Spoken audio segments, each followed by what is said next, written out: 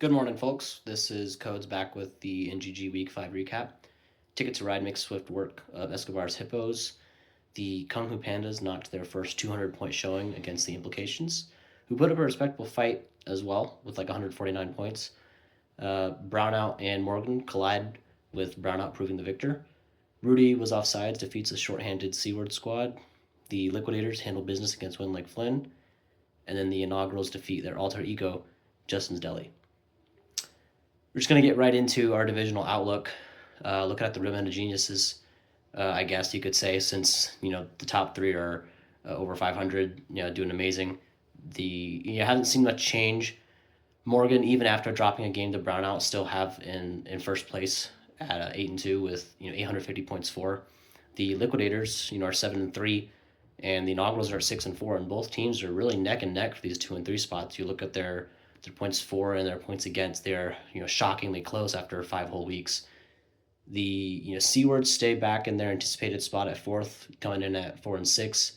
The Liquidators get the Implications next week, so this could be their chance to jump back into 1st if they keep putting up enough points. The Microaggressors division, still have their only undefeated squad in Brownout at 10-0, with no signs of slowing down.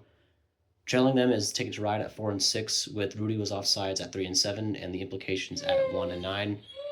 Brownout may actually be guaranteed locked for the playoffs at this point because you think about it, they're 10-0, just cruising along. They'll have to play all 3 of these teams in their own division, weeks 12, 13, and 14, I believe. If they can defeat their former DoD nemesis in Unicorn this coming week, there's really no reason to think they haven't already locked up a guaranteed playoff spot. Whether that means it's a 1 seed, 2 seed, 3 seed, they're guaranteed to be in it. The current battle for second place doesn't appear as though it'll matter in this division with the current pace of some of these other division runner-ups in the Real Men Geniuses division and in the Joe Millionaires. Both teams that are gunning for second right now are under 500, and they have uphill battles ahead of them to stay afloat this year.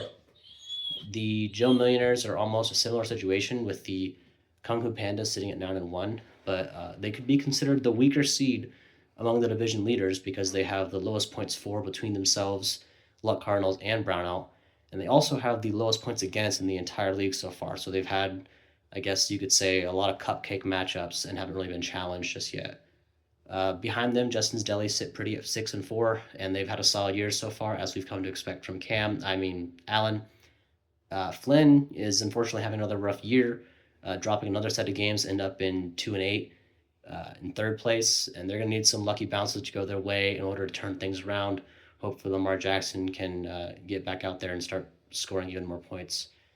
Escobar's Hippos are our only winless team, but we know their time is coming eventually.